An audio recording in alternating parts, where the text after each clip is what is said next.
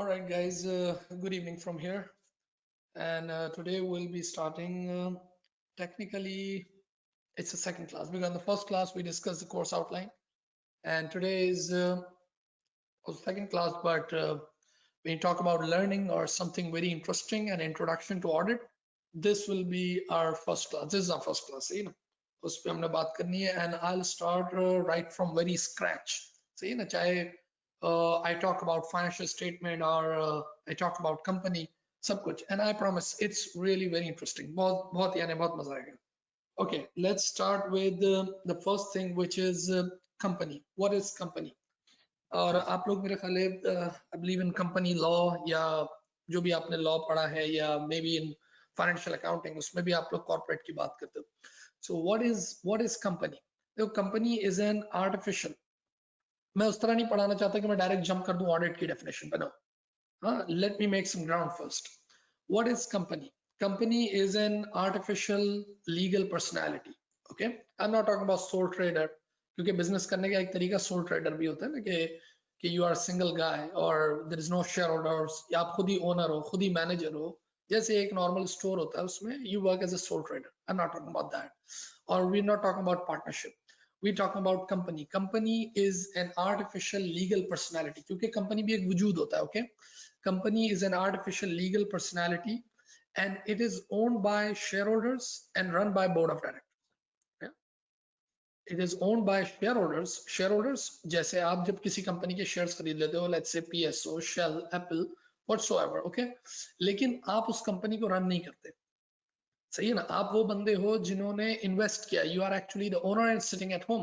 Okay, but you are the real owner, ordinary shareholders. और इसको run करने वाले लोग कौन है? Those who are elected by you guys, जिसको हम कहते हैं board of directors and management. तो कितनी, देखो 3 बॉडीज होगी. Let me share my screen now. Here you go. You see, एक बॉडी जो है artificial body is the company.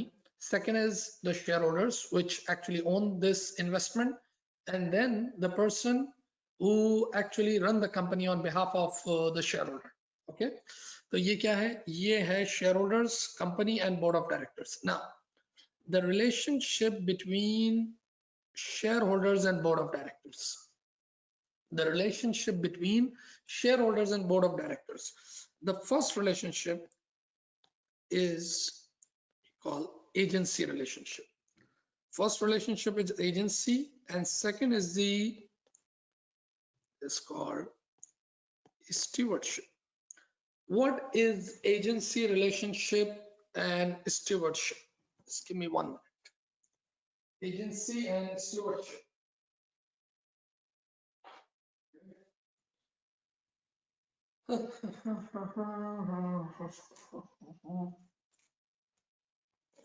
Okay, देखो एजेंसी रिलेशनशिप क्या होता है. May be you already done in law of contract, law of agency, उसमें आपने पढ़ा भी होगा, but let me do with the scratch. Okay, agency relationship क्या होता है कि when one person the owner, when one person the principal appoints another person, gives him authority and delegates him authority and allows him to do contract on behalf of him. जैसे for example मैं principal हूं, मैं owner हूं, but maybe due to any XYZ reason I don't have time, I don't have resources, maybe no technical expertise, I hired someone. किसी बंदे को मैंने higher किया और मैंने उसको अपॉइंट करने के बाद उसको अपनी अथॉरिटी दी कि ठीक है, मैं तुम्हें शक्ति देता हूं, मैं तुम्हें पावर देता हूं कि you do contract to third parties on behalf of me. Okay, you run this activity. This rishtedari, this relationship is called agency relationship. The person who has the authority, who actually owns it, who owns the show, is the principal. And the person who is delegated authority, who has the delegated authority, see, who is authorized actually, जिसको authority दी गई, that's become the agent. अब आप इस case में भी देखें तो क्या हो रहा है? Shareholders are actually the principal. ठीक है ना, shareholders क्या है? Principal है, P principal, and board of directors are actually agents. तो इनके बीच में पहला रिश्ता क्या क्रिएट हो गया? Agency relationship. कि shareholders are the principal owner, they appoint, they elect board of directors, give them authority, and then these board of directors, they work on behalf of the company and on behalf of shareholders. This is called agency relationship. That's the first thing. Now second is stewardship. What is stewardship? ये क्या रिश्तेदारी? Steward, what do you mean by steward? रखवाला, चौकीदार, what do you call caretaker, सही है ना, steward, अमानतदार। अच्छा, stewardship रिश्ता क्या होता है? देखो एजेंसी में क्या था, ओनर ने अथॉरिटी दी थी एजेंट को, सिर्फ अथॉरिटी दी थी। In stewardship you actually gives your asset, you actually gives your investment to someone else and you make him accountable. That person actually become a steward, रखवाला बन जाता है। For example, this thing, I own this thing, this is my thing, this is my fund, this is my cash, this is my investment, whatever, सही ना? तो मैं तो हो गया प्रिंसिपल, मैं तो हो गया ओनर। मैंने ये चीज आपको दे दी, नॉट लीगली, मैंने ये नहीं कि अपनी ओनरशिप आपको दे दी, नहीं, I have just transferred physically this asset to you. Okay, ये asset अब तुम्हारे पास और तुम इस asset को अब utilize करो. Okay, you utilize this asset. At the end of let's say year one, at the end of month one or quarter one, whatever the agreement between us, at the end of that particular period, I have the right, ये मेरा बुनियादी हक है, मालिक का बुनियादी हक है, basic right है.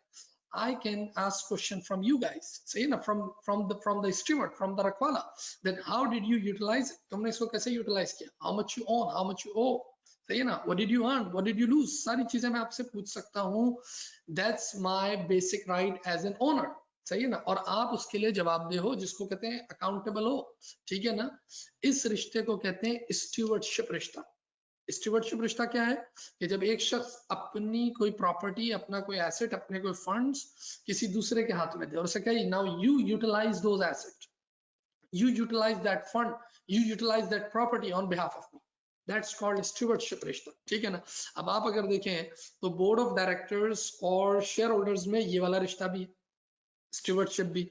Share holders are actually the owners है नहीं कि उन्होंने अपना कैश, अपने funds, they give it to the board of directors and now board of directors they become steward. ये क्या बन गए भाई? स्टीवर्ड बन गए, ठीक है ना? ये रखवाले बन गए, ये चौकीदार बन गए।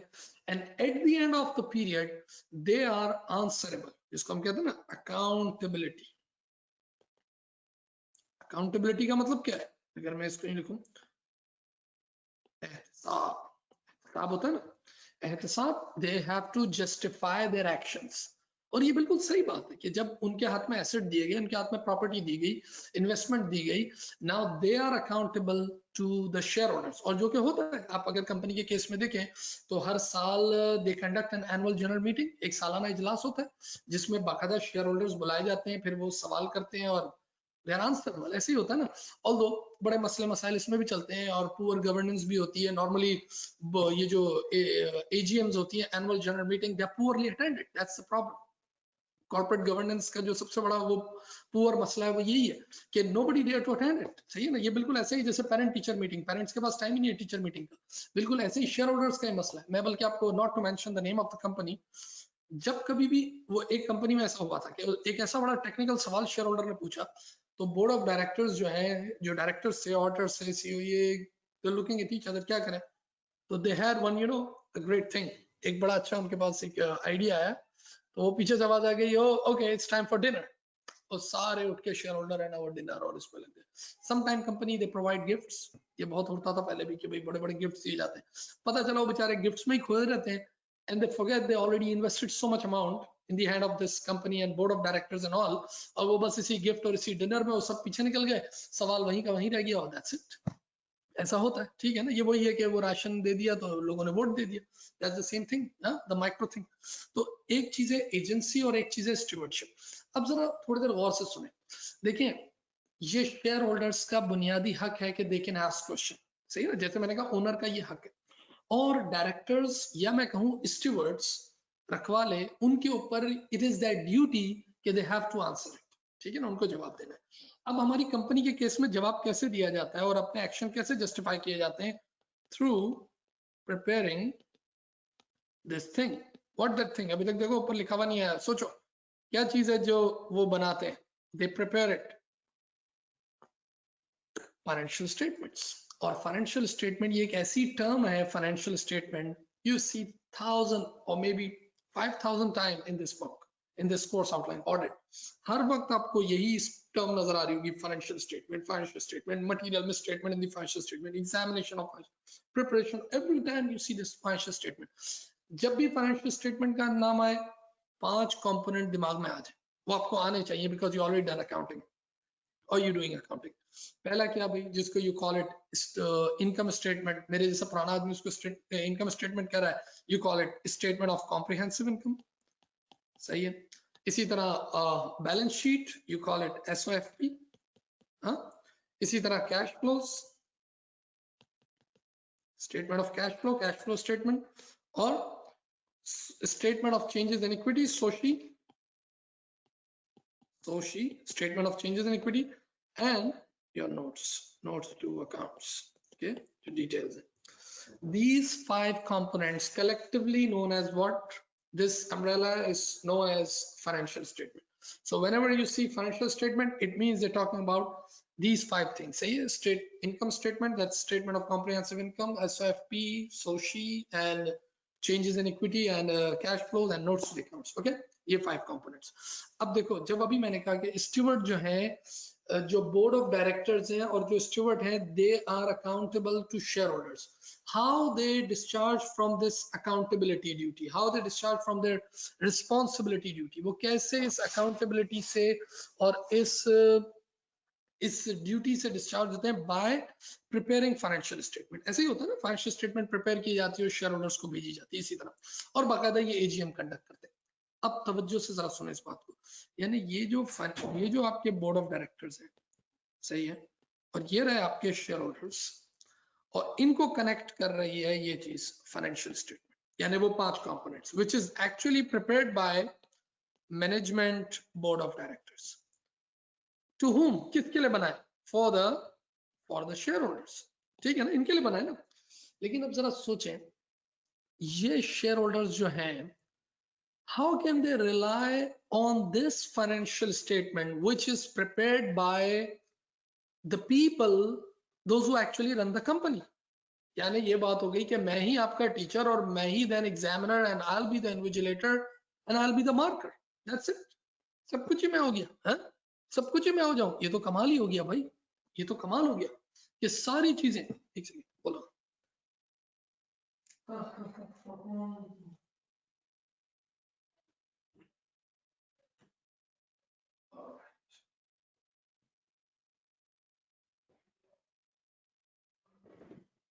It's better. मुझे ऐसा लगा लाइट कम हो रही है. Okay, now see, what do you call, यानी फाइनेंशियल स्टेटमेंट को बनाए भी वो, और उसके बाद वही कहें कि this financial statement is awesome. ये तो सबसे अच्छी है. How can shareholders rely on the financial statement prepared by directors? They can not rely. सीधी बात, वो तो रिलाई नहीं कर सकते. और मेरा ख्याल है ये बात जायज है, ये जस्ट बात है. जैसे आई रिमेम्बर, और I always do this claim, लेकिन एक दफा बाकायदा मैंने एक स्कूल में एक टीचर के साथ भी ये वाली बात कर दी थी. सही है ना? Not when I was a kid, when I was a parent. मैं उस टाइम की बात कर रहा हूँ जब मेरी बेटी जो है ना, वो उसके लिए पेरेंट टीचर मीटिंग में, ये I am talking about Pakistan, parent teacher meeting, not to mention the name of the school. तो मैं जब पेरेंट टीचर मीटिंग में गया, तो वो जो लेडी थी, जो टीचर थी, she said that your daughter is doing real good, और ये वो जबरदस्त ऑसम परफॉर्मेंस. तो मैंने उससे कहा कि how can I rely on your statement? सही बात है ना, आपने ही तो पढ़ाया है, आपने ही throughout the year, you are the class teacher, you are the guardian, actually you are everything in the school, and now at the end of the period you're saying that she's doing real great. I cannot rely on this statement. सीधी बात है ना, मैं कैसे rely करूं उस statement पे which is said by someone who is actually the performer? तो भाई आपके नजदीक तो बहुत अच्छा ही काम हुआ है. ऐसे ही बिल्कुल यही बात है, शेयर होल्डर्स भी तो यही कह रहे हैं कि how can we rely on this financial statement which is actually prepared by board of directors, कि यही तो पूरा साल रहा है, इन्हीं की परफॉर्मेंस तो इवैल्यूएट हो रही है, और अब इन्हीं की बात को हम कैसे यानी हम कैसे इन्हीं की बात को हम इन पे रिलाई करें? तो डायरेक्टर्स बोलते हैं कि भाई अब बताओ, व्हाट डू यू वांट, तुम्हें क्या चाहिए? तो ये कहते हैं कि जी हमें we need a third party, we need a third party. Okay, अगर डायरेक्टर्स कहें ठीक है, हमारा बेटा आपसे कह दे वो तो थर्ड पार्टी है ना, बोला no, we need a neutral party. Okay, यानी we need a गैर जानिबदार party, जो तुम्हारा बेटा नहीं होना चाहिए. Independent party should not be your son, your daughter, your wife, your friend, your enemy. कोई दुश्मन भी नहीं होना चाहिए, क्योंकि फिर भी वो biased हो जाएगा. Your creditor, your debtor, receivable, payable, employee of the company, वो भी pressure में आ जाएगा. नहीं, we need a third party, we need a neutral party, we need an independent party, we need an impartial party. Okay, like who has no interest with the board of director or with the company or with the management or with the function, no interest. बिल्कुल independent party. Directors ने कहा ठीक है, road पे एक शख्स जा रहा था, कोई टॉम डिक एंड हैरी, उसको बुला के लाए, hey mister, you come in and you give an opinion on this financial statement so that our shareholders get satisfaction. तो इसने कहा हम इस पे भी रिलाई नहीं करेंगे, क्योंकि ये neutral, third party, independent party, impartial party सब है, but is not a knowledgeable party. तो इसका मतलब very important is the knowledge, वो भी चाहिए हमें नॉलेजेबल पार्टी. और इन पार्टीज को और ऐसे शख्स को और ऐसे असाइनमेंट को और ऐसी पार्टी को आप क्या कहते हो? ऑडिटर. ऑडिटर सही है ना, जो आके फिर इस फाइनेंशियल स्टेटमेंट का एग्जामिनेशन करे एंड व्हाटसोएवर. सही है ना. अभी मैंने ऑडिट की डेफिनेशन पर बात नहीं की, अभी मैं सिर्फ आपको ये बता रहा हूं कि ऑडिट की जरूरत दुनिया में फर्स्ट टाइम, अगर कोई आपसे ये सवाल पूछ ले कि like when audit was required for the first time in this planet, तो आप क्या बोलोगे? आप क्या बोलोगे? एक ही झटके में पहला सवाल इस जवाब क्या होगा? Whenever two people came in this relationship, which relationship? Stewardship. जब भी दो लोग स्टूवर्डशिप रिलेशनशिप में आएंगे, every time you need an audit, क्योंकि जो ओनर होगा उसको ऑडिट चाहिए. सही है ना. वो स्टूवर्ड की बात पे इज नॉट गोना रिलाई. सही है ना. He wants a third party, a neutral and impartial party and a knowledgeable party who satisfies the owner. ठीक है. और खैर ये ऑडिट जो है ये तो कंपनीज में अब हमें नजर आता है ना, इस सदी में, पिछली सदी में, वरना अदरवाइज जो concept of audit is from you know from the king, from the monarch and from the government actually. कि भाई गवर्नमेंट के ऑडिट होता है. आज भी आप देखिए ना, पाकिस्तान में तो खैर ये वाला तस्वुर नहीं है, वरना अगर जैसे मैं अपने इस सिटी की बात करूं, मकीनी की, I am not talking about the overall Dallas, just talking about this small city McKinney, बाकायदा उसकी फाइनेंशियल स्टेटमेंट, उसका बजट, मीटिंग्स, ये वो कितनी चीजें जिसमें हर हाउस होल्ड को वो सब इंगेज है, और बाकायदा पूरी अकाउंटेबिलिटी. यानी because what, they are steward, they are steward of the tax money we give that. सही है ना. जो सिटी को जो सारे पैसे दिए जाते हैं, लिहाजा 5-10 मिनट दूर ही है सिटी ऑफिस, और उसमें सारी चीजें कि भाई हर चीज के लिए वो बाकायदा उसकी पूरी ट्रांसपेरेंसी, पूरी रिपोर्टिंग होती है, जिसमें बैठना जरूरी है, बात करना जरूरी है, उस पर अगर किसी को कंप्लेन है, कोई इश्यूज है, बहुत सारे, जैसे भी हमने यहाँ सिग्नल के लिए बात की है, लाइट लगाने के लिए, भाई यहाँ लगे क्योंकि यहाँ पर बहुत सारे एक्सीडेंट हो रहे हैं, तो ये हमें चाहिए.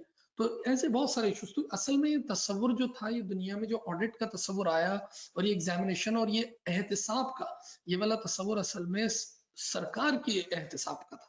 फिर उसके बाद with the passage of time is going towards you know company, and आजकल जो हम देखते हैं तो मेजर वी फाइंड कंपनी. सही ना.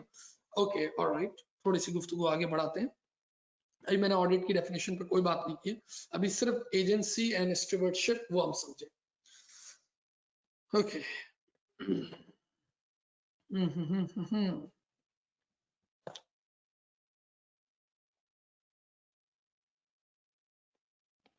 What is assurance engagement? Okay, now let's talk about this thing, और उसके बाद फिर we'll move on audit. क्योंकि ये समझ आ गया तो यूं समझे 90% आपको ऑडिट की डेफिनेशन समझ आ जाएगी. What is assurance engagement? देखो, assurance का वैसे मतलब क्या है? assurance का वैसे मतलब क्या है?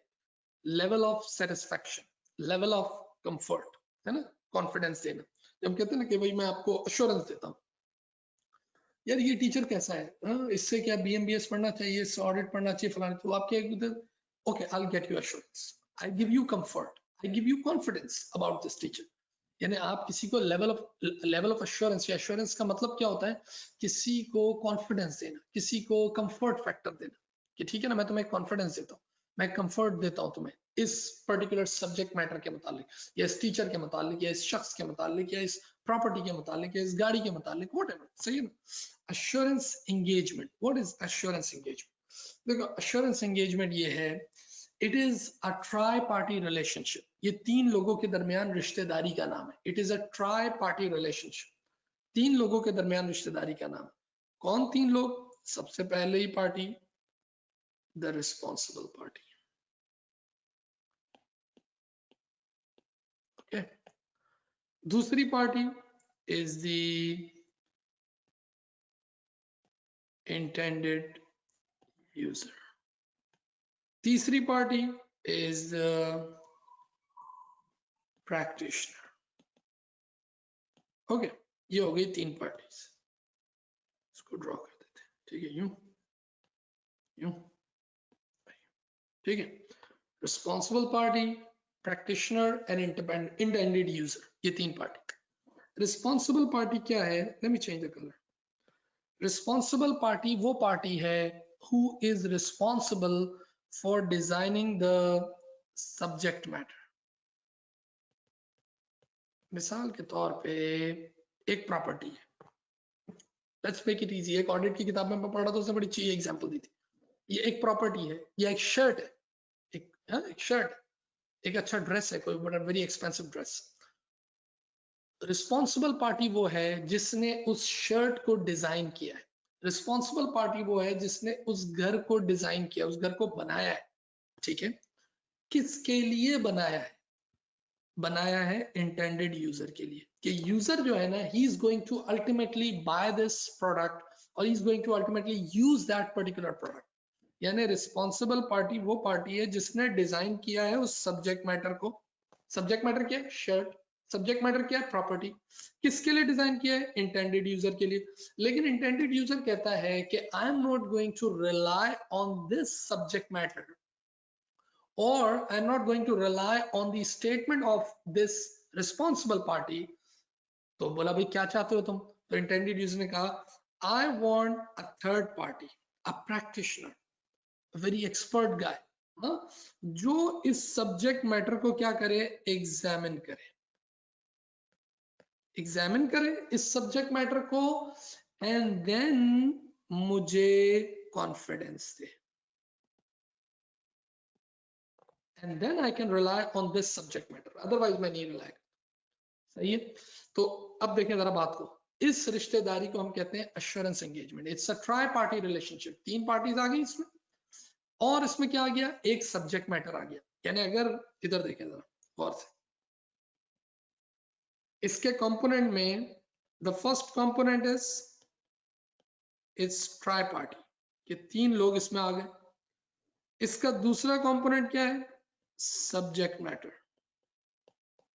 you get it?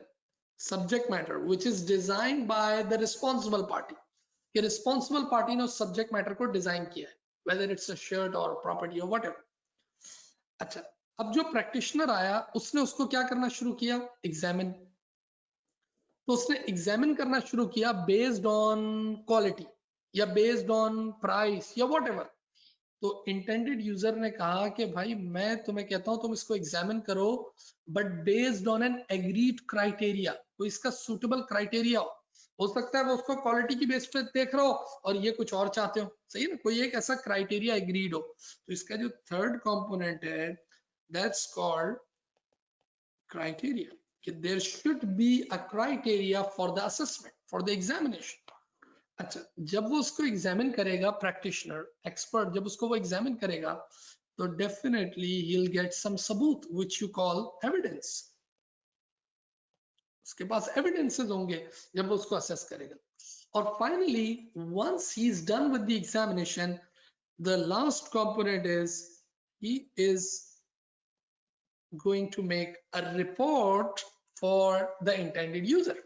ठीक है, ये पांच इंग्रेडिएंट्स हैं, ये पांच कंपोनेंट्स हैं ऑफ एन एश्योरेंस एंगेजमेंट। ठीक है ना, आपने कभी एक शर्ट यूज ही नहीं की, आपने कभी एक प्रॉपर्टी बाय नहीं की। जैसे मैं आपको फिर यहाँ पर मिसाल देता हूँ, यहाँ पर मैं आपको एग्जांपल देता हूँ, मैंने इस घर की एग्जांपल आपको देता हूँ। तो इस घर के लिए, और यहाँ पर यूएस में वैसे भी जब आप घर बाय करते हो कोई भी चीज ना इस तरह, तो हमने तो खैर नया बिल्कुल कंस्ट्रक्ट करवाया था, लेकिन उसके बावजूद we need an independent party, क्योंकि जिस डिजाइनर ने इसको बनाया, अब इसके अंदर 2500 चीजें भाई इसके अंदर। तो उसने आके, तो मैंने एक दूसरा इंस्पेक्टर हायर किया था, उसको आई पेड, सही है ना। बल्कि एक दफा और भी हायर करना पड़ा था क्योंकि साल के एंड में वारंटी खत्म हो रही थी। तो मैंने कहा अब क्या करूं, तो मैंने फिर एक बंदा हायर किया है, पेड हिम लाइक अराउंड $300। उसने आके पूरा घर डिटेल, एक एक चीज, एक एक ब्रिक, गार्डन, कुछ पानी, ये वो एवरीथिंग सब करने के बाद मैं आपको रिपोर्ट दिखा सकता हूँ। फिर उसने इतनी डिटेल रिपोर्ट मुझे बना के दी और वो पूरी डिटेल रिपोर्ट मैंने बिल्डर को भेजी कि देखो तुम्हारे घर में ये these are the faults. Okay, I cannot rely on builder's inspector or builder's guy or builder's expert. I have to find some third party. What was the subject matter? In my case, the house. Who was the intended user? It's me. Who was the responsible party? It's the designer. Who was the practitioner? It was that inspector, the evaluator, the independent guy. सही है ना। And then there was a criteria based on quality and everything. सही है ना। फिर उसने evidence लिए सारे, उसकी तस्वीरें ली उसने, इतनी डिटेल उसने, इतनी प्रोफेशनल रिपोर्ट उसने बनाई थी।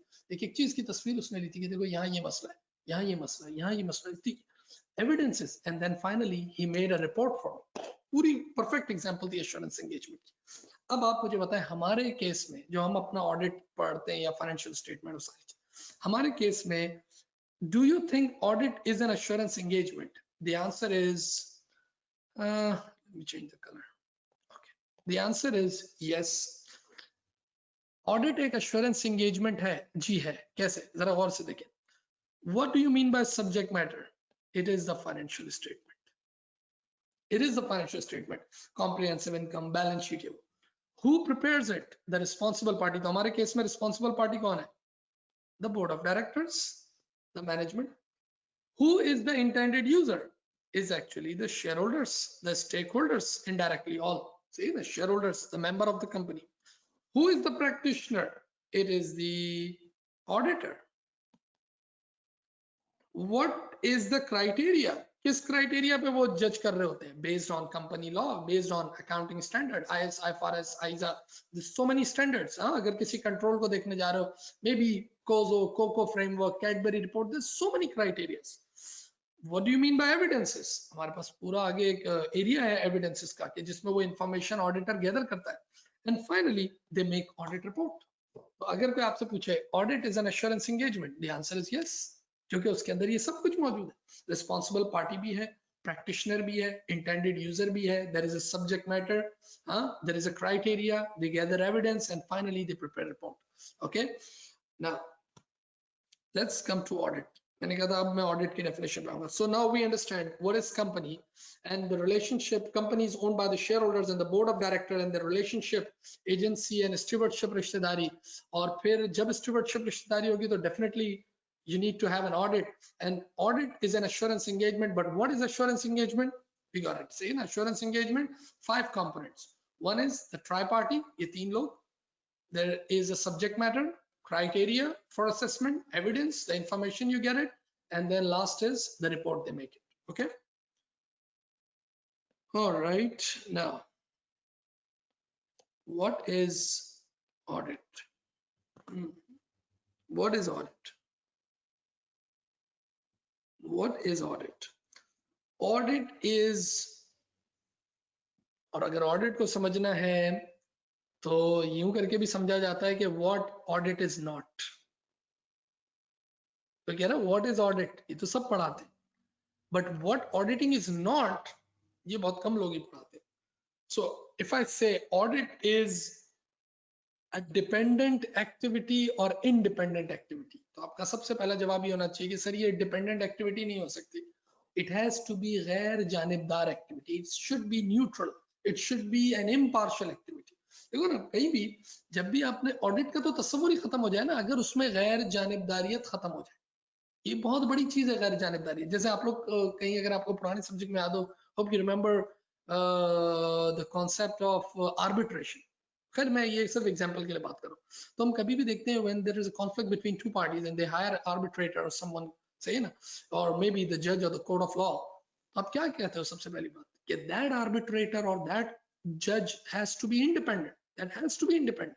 वो किसी एक पार्टी का दोस्त, दुश्मन, किराएदार, उधार, एम्प्लॉय नहीं होना चाहिए, बिल्कुल ही न्यूट्रल पार्टी होनी चाहिए, गैर जानिबदार। तो जब सबसे पहली बात, ऑडिट इज एन इंडिपेंडेंट, ये बहुत बड़ी चीज है इंडिपेंडेंस, जिसपे हमारे पास आगे पूरा एक सब्जेक्ट है, फिर चैप्टर है पूरा, independence. Audit is an independent preparation of financial statement. Yes or no? The answer is a big no. Because preparing financial statement is not the responsibility of the auditor. It is the responsibility of the management. Is the responsibility of the directors. ये उनका काम है, ये auditor का काम नहीं है. तो audit is an independent preparation. No. Audit is an independent examination of किस चीज का examination? Directors के चरित्र का? No. Directors activities? No. Company's product? No. Company product quality? No. How the suppliers quality? How they get the raw material, the supply chaining, their HR? No. Audit is an independent examination of only those 5 things. क्या चीज? Financial statement. एक hospital का आप audit कर रहे हो, तो you are going there for the audit of hospitals financial state, not the what do you call the competence of the doctor, the education of the doctor, the background. नहीं भाई, नहीं, ये डॉक्टर्स को हम चेक करने नहीं है आपके हॉस्पिटल में. there's so many doctors, so many nurses, सब कुछ है, उनका फर्नीचर किस क्वालिटी का, इक्विपमेंट. नो भाई, ये नहीं. जो ऑडिटर्स गए, they have to examine just the financial statement. That's it.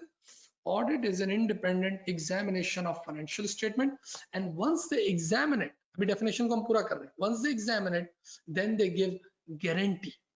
No. What is audit or what auditing is not? तो जब बोले what auditing is not, audit is not a guarantee. Audit is not an absolute guarantee. So audit is an independent examination of financial statement, and examination of financial statement के बाद auditor क्या करते हैं? Auditor क्या करते हैं? वो सिर्फ अपनी राय देते हैं फाइनेंशियल स्टेटमेंट, क्योंकि उनको भी तो अपनी लायबिलिटी को मिनिमाइज करना है. अगर वो गारंटी दे दें और फिर कोई चीज मिसहैप हो जाए, इतनी बड़ी financial statement, there so many huge big numbers based on estimation, so many things. How is that possible that they give you guarantee? They can not. There is no way they give guarantee, वरना तो ये बेचारे खुद फंस जाएंगे. तो they just express an opinion. तभी आप देखें ना, जहां भी ये प्रोफेशनल सर्विसेज होती हैं, eight the and they always give disclaimer कि भाई ये जैसे मुझे भी इसने सब कुछ करके दिया, उसके बाद नीचे अपना डिस्क्लेमर भी डाला कि okay, I have provided you so many things, I pointed out so many things, but whatever comes in my knowledge with the best of my knowledge. ये थोड़ी कि कल को मैं उसको सू कर दूं. बहुत बड़ा पॉइंट है इसमें. तो it's an independent examination of financial statement, and to express an opinion, सिर्फ राय कायम करते हैं वो अपनी. डिटेल एग्जामिनेशन के बावजूद आखिर में अपनी राय देते.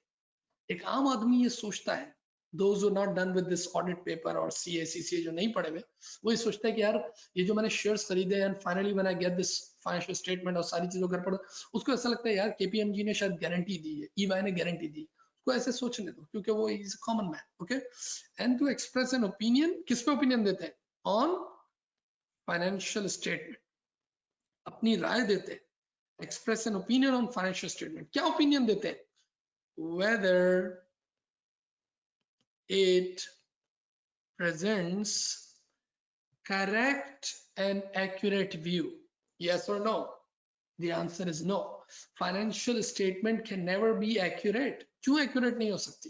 आप बताइए क्यों accurate नहीं हो सकती financial statement? हम बोले बिल्कुल exact 1-to-1 नहीं हो सकती, क्योंकि अगर आप सिर्फ बैलेंस शीट को उठा के देख लो तो you see normal, a typical balance sheet normally cover up 60% estimation. अंदाजे होते हैं, कितनी अनसर्टेनिटीज है उसमें, कितनी कॉन्टिजेंसीज हैं, अनसर्टन. और यह सबसे बड़ी अहम चीज जो एस्टिमेशन, अंदाजे. You start from fix asset, the life is estimated, there is no accurate life. The scrap value is estimated. You look at inventory estimation, estimated NRV. You talk about debtors, estimated provision. Provision is itself estimation, सही ना? Provision for doubtful debts, provision for bad debts. आप employee benefits उठा लें, employees की liability उठा लें, कितनी चीजें creditors में, इसमें उसमें सब में you see एक normal balance sheet 60% अंदाज है, और technical balance sheet sometimes cover up 80% based on estimation. जब estimation इतना होगा, how can you say that this financial statement present correct view, this financial statement presents accurate view? It's no way, बात ही नहीं हो सकती. So it presents what? Whether it presents true and fair view. True and fair view. Now, what do you mean by true and what is fair? True और fair में क्या फर्क है? और true और fair कहते किसको? What is true and what is fair? जब आप कहते हो, अभी ऑडिट की डेफिनेशन खत्म नहीं हुई, बात चल रही है। जब आप कहते हो, let me change the color. जब आप कहते हो what is true, ट्रू का मतलब क्या है? जब ऑडिटर कहते हैं ना this financial statement is true, true का मतलब ये है समथिंग बेस्ड ऑन फैक्ट। हम कहते हैं ना tell me the truth, truth का मतलब something which is not false, गलत नहीं, something which has some facts, factual बात करो। मिसाल के तौर पे when you say financial statement is true, let me give you an example. If I see the balance sheet, I can see the value of the property. It means there is a property somewhere. तो इसको हम क्या कहेंगे? It is true, facts है। There we have the property documents. Okay, this company is actually own that particular property. तो इसका मतलब जो property की value लिखी है, it is true. अगर आप sales की figure देते हो, statement of comprehensive income, if you look at the sales or purchases or whatever, say in expenses, sales जैसे आपने लिखा, तो उसके पीछे कहीं ना कहीं कोई sale हुई है, invoice मौजूद है, you have the dispatch note, goods dispatch note है, बैंक में पैसे आए हैं, sale हुई है, there is a receivable existence, तो हम क्या बोलेंगे कि हाँ भाई ये सेल जो है this figure is true. True का मतलब something which is not false और it is based on facts, factual बात। What is fair? सिर्फ ट्रू से बात नहीं बनेगी, क्योंकि प्रॉपर्टी मौजूद है ये ट्रू है, इक्विपमेंट मौजूद है ये ट्रू है, सही है ना। फेयर का मतलब क्या है? No biasness, no discrimination. Fair, fair means free, this financials not only true but it's fair, free from bias and discrimination. For example, you have equipments, you have machineries, properties, so many things. Every time you depreciate, every year you depreciate, let's say you're doing straight line method, see no? Every year you use the straight line method, or straight line method आप लोगों को पता है, you know, जिसको आप fixed installment method कहते हैं। This year, at the end of the year, the wife, CFO wife, she has, let's say, XYZ number of shares, material shares, number of shares of this company you're talking about, or at the end of the year she plans to dispose of the shares, वो अपने shares है ना market में बेचना चाह रही है। So obviously what she wants, she always think of good profits. जब profit अच्छे होंगे definitely will have good earning per share, earning per share अच्छी तो you'll get a big jump in share price, सही है ना, market price अच्छी। CFO है, बोला क्यों ना इस दफा depreciate तो करेंगे, we'll have property, equipment, everything is there, everything is true, लेकिन एक काम ये करते हैं कि let's change the policy, let's change the method change कर देते हैं, policy change कर देते हैं। इस दफा हर साल, अगर साल के आखिर में भी if they buy asset, they always charge full year depreciation, तो डेप्रिसिएशन एक्सपेंस ज्यादा होता है हमेशा। आखिरी महीने में भी जो एसेट बाय होता है, तो पॉलिसी कंसिस्टेंट ये रखी भी इन्होंने कि भाई पूरे साल की डेप्रिसिएशन चार्ज कर दो। Okay, that's fair if it is consistent. लेकिन इस साल बोला नहीं, इस साल एक काम करते हैं कि डेप्रिसिएशन हम चार्ज करेंगे based on usage, based on time proportionate. बोला ठीक है, तो क्या हुआ, ultimately the depreciation expense will go down. जब डेप्रिसिएशन एक्सपेंस कम हुआ, automatically profit up, EPS up, share price up, and CFOY enjoying the profit or enjoying the capital gain. You get it? तो बात ये समझ आई कि क्या है, is this true? Yes, you have the equipment, you have documents, you have depreciation, सब कुछ है, but it is not fair because the policy is biased. ठीक है ना। ऐसे और बहुत सारे हो सकते हैं कि एक्सपर्ट से समटाइम उनसे ऐसी राय ले ली जाती है कि जिसकी वजह से जो लॉसेस होते हैं वो एकदम प्रॉफिट में बदल जाते हैं, एक्चुअल अजम्पशंस ऐसी ले ली जाती है। तो बहुत सारी ऐसी टेक्निकलिटीज हो सकती है जिसके अंदर you could be true but not fair. भाई IFRS से डिपार्ट कर दिया आपने, हा? जो बात IAS और IFRS कह रहे हैं आपने उस बात को नहीं माना, तो ये भी तो अनफेयर हो गया ना, ये भी अनफेयर हो गया। ट्रू होना अलग चीज है, फेयर होना अलग चीज है। So when you talk about an opinion on the financial statement by auditor, they have to look at both the things, not correct and accurate, उसकी तो मैं बात ही नहीं कर रहा, वो नहीं है। They have to talk about truth and fairness of the financial statement based on their examination. सही है। अब सुने आगे, तो ऑडिट क्या हुआ भाई? Audit is an independent examination of what? Not so many things, but just the financial statement, and then they express an opinion on the financial statement, whether it presents a true and fair view in all material respect. ये देखो ये बड़ा point है इसके अंदर, in all material respect. इसका मतलब ये है कि जो उसने एग्जामिनेशन किया है और जो अपनी राय दी है वो मटेरियल इंफॉर्मेशन पे दी है। मटीरियलिटी क्या है, मे बी आपने अकाउंटिंग में पढ़ा हो, लेकिन हम मटीरियलिटी पढ़ेंगे and will again do from the scratch, सही है ना। यानी वो इंफॉर्मेशन, अभी तो मैं शॉर्ट करके बोल दूं, यानी उन इंफॉर्मेशन पे उसने अपनी राय दी है फाइनेंशियल्स में which may affect the decision of the user of the financial statement, यानी something which is important। कभी कभार आप कहते हो ना किसी दोस्त को, यार मुझे एक ट्रीट दे, वो ट्रीट देनी है, तुमने पेमेंट करनी है इस बार, वो कहता है, वो सोचने लगता है, हम क्या बोलते हैं, यार इतनी सी बात, it is something immaterial for you, ये तो तेरे लिए is just a pocket change, ये तो तुम्हारा कोई छोटा मोटा पेटी कैश है। तो मटेरियल से मुराद something which has some value in the eyes of that particular shareholder or particular stakeholder। तो ऑडिटर जो है वो भी अपनी राय जो दे रहा है, जब आप फाइनेंशियल स्टेटमेंट देख रहे हो तो फाइनेंशियल स्टेटमेंट पढ़ते हुए ये याद रखना कि जो उसने अपनी राय दी है, ऑल्दो उसने राय दी है, सिर्फ गारंटी नहीं दी, गारंटी तो दी नहीं है, उसने राय दी है, और उसकी राय मटेरियल इंफॉर्मेशन पे, लेट्स से सेल्स की ह्यूज फिगर, उस पे उसकी राय, सही ना, बड़ी बातों पे उसने राय दी है। इसका मतलब इसके अंदर दबे लफ्जों में एक बात छुपी हुई है। वो क्या छुपी हुई है, अगर आप तस्वीर का दूसरा रुख देखिए, क्योंकि मुझे तो अमूमन ऐसा ही लगता है कि जो स्टैंडर्ड बोर्ड्स होते हैं ये कहते तो ये है कि they're working in the best interest of the public and the society, but sometimes you feel that they are working in the best interest of the auditor, because there's so many areas you see, ऐसा ही लगता है कि these standards are actually covering up auditor, कि उसके कामों को उनको उनकी फेस सेविंग कर रहे हैं। तो यहाँ पर भी तो ऐसे ही हुआ। अगर इसी बात को थोड़ा उल्टा करके पढ़ दो तो क्या है, इसका मतलब auditor has not given any opinion on immaterial things. Immaterial चीजों में 2500 गलतियां हो सकती है, दे डोंट केयर, उससे कोई फर्क नहीं पड़ता, क्योंकि तो ऑडिट की डेफिनेशन कह रही है कि as an auditor you examine the financial statement and based on your examination you express an opinion on the financial statement that it presents a true and fair view in all material respect, not in material respect. Immaterial could be so many things wrong, okay। लेकिन अब जो मैं बात लिखने जा रहा हूं उसमें मटेरियल से भी वो हट जाएगा। वो क्या है, ऑडिटर